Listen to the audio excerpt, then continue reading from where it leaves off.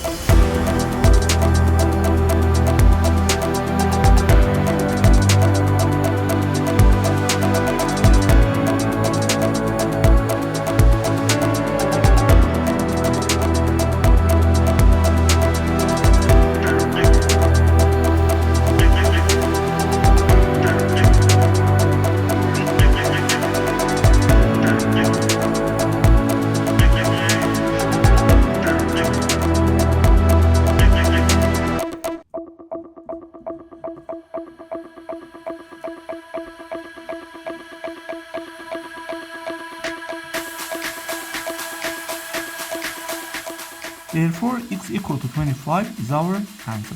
I hope you enjoyed this problem. Thanks for watching and I will see you in the next one. Bye.